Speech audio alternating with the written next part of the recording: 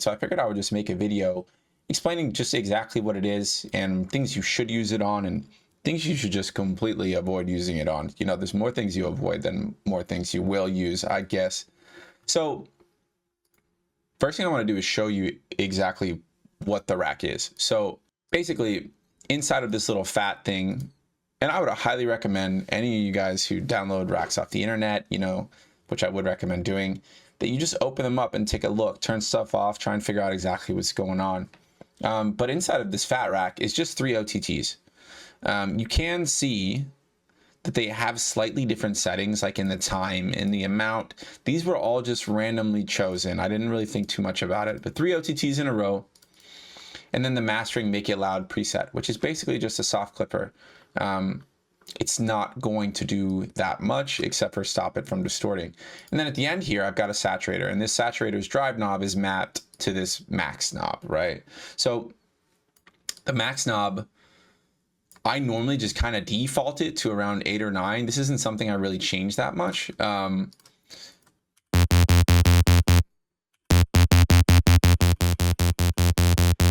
can see that kind of once you hit 8, in between 8 and this maximum number, since there's a soft clipper, there's not much to change. So the reason I like this rack, and you can see that when I search up the word serum, you can see this rack I have here called Serum Init.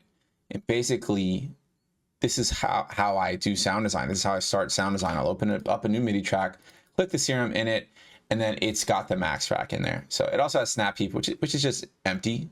A lot of times I use like Snap Heap racks and stuff. So I just created this rack that'll kind of help me get going to the next level. So with that being said, when should you use the max rack? The max rack should be used on anything that you want to have more aggressive presence in your mix. Something you want to bring closer to your face, which is really what OTT does the most. If you kind of break this down, it's just OTTs.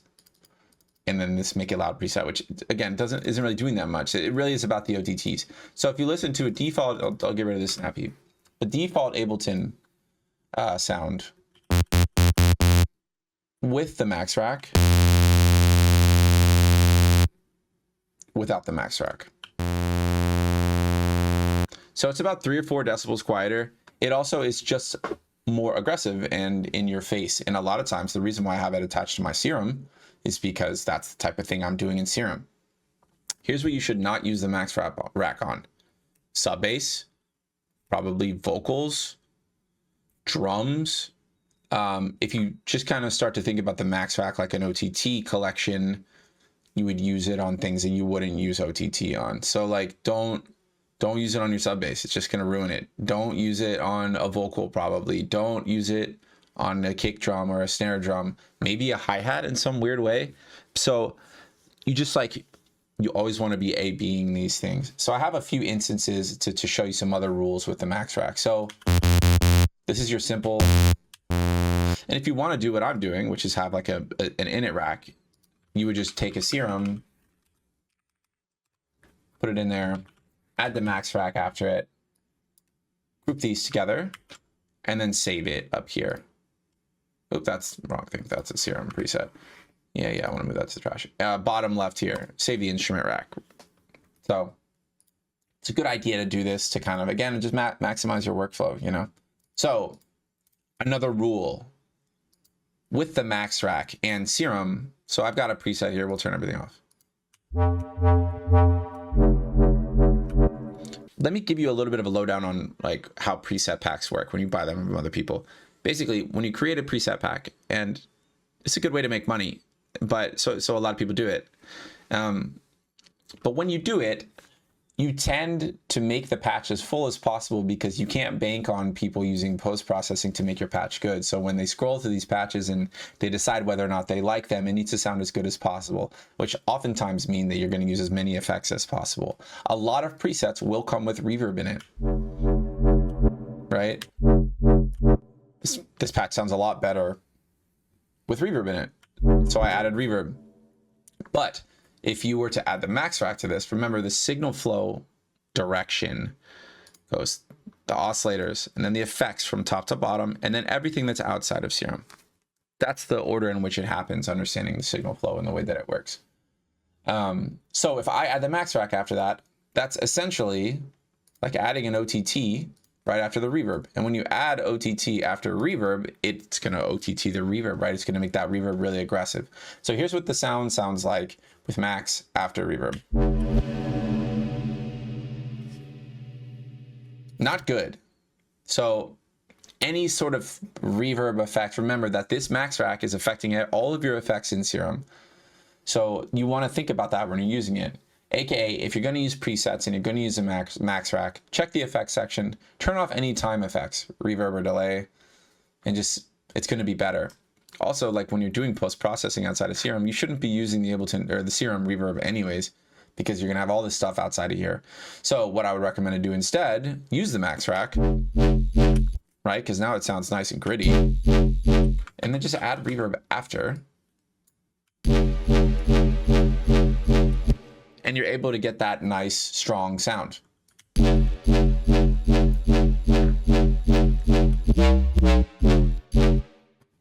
So always be aware of time effects that happen before the max rack. It's super important. You're gonna be like, why does my sound sound so bad? It's probably because there's something going on in Serum. So you definitely always want to check that. Here I have a few other instances of like times where you might want to use the max rack in a creative way. So here I've got this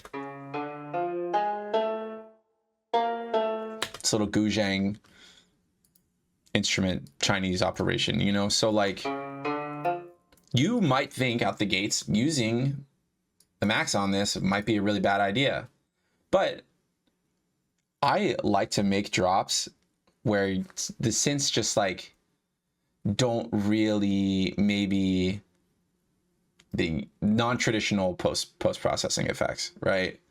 So let me find this session real quick. Well, it's not a session, but a song where the entire drop sound is made with the sound that probably shouldn't have OTT on it or max rack on it, right? So this song, So Sweet, this is an unreleased song. I think I want to add unreleased music to my Patreon. Let me know if you guys are interested in that. But so if you listen to this, I'll just play you a little bit of it.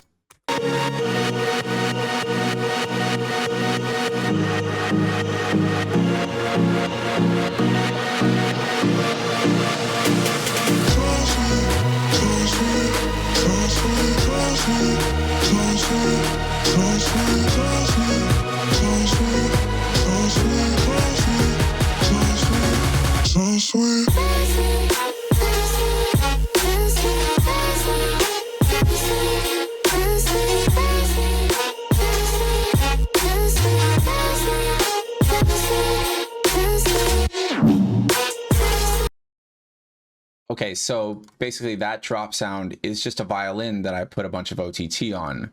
Like the violin sound in Contact had reverb in it, and when I added the max rack, it became an interesting sound.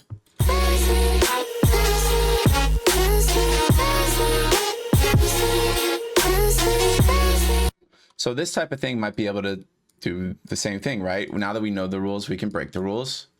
It's an important part of sound design and post-processing. And if you can make drops that aren't just Serum the whole time, I promise you'll make more memorable songs. That's something to keep in mind. So if we add the max rack to this,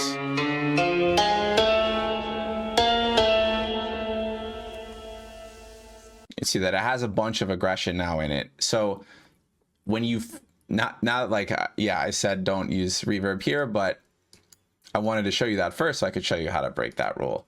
The last thing that you can do to make really interesting sounds using the max rack and breaking the rules is to use a sound that has like a delay in it, or a reverb like I had before. Add max to that, and then it will create artifacts at the end.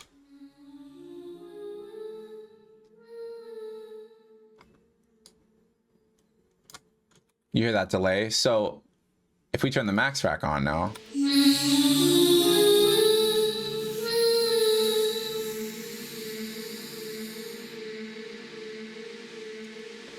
so let's print that to audio.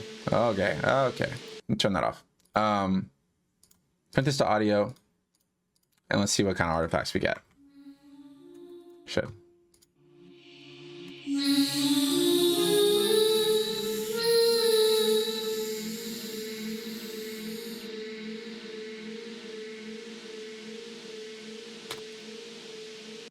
again, remember, you just got to turn the max off there after you're done recording, because those artifacts never end. But we can take the tail that we created from this and just use it as like a support element, like a pad or an intro background element, something like that.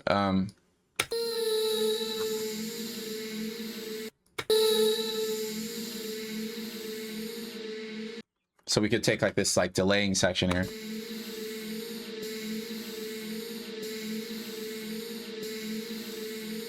Maybe like pull this down onto a new track. Add some reverb of our own on top of it to blend it and take away those kind of fading tails.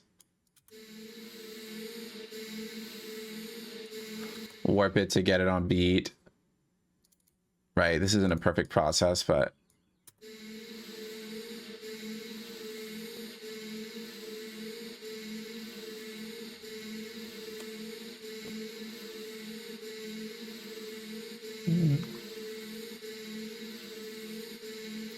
right, so that could like sit underneath something like this, right? So we've got, play these together.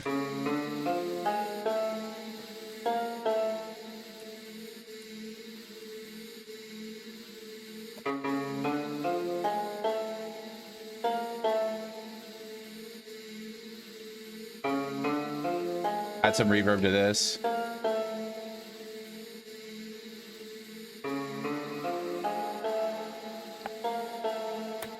And we've got some like Shaolin monk type dubstep that you can make, you know what I'm saying? So that is some intros on how to use the Max Rack. So yeah, what to do and what not to do. And remember, it's really important that you explore and kind of come to these conclusions on your own with my help. And that's how we're going to get better at making music.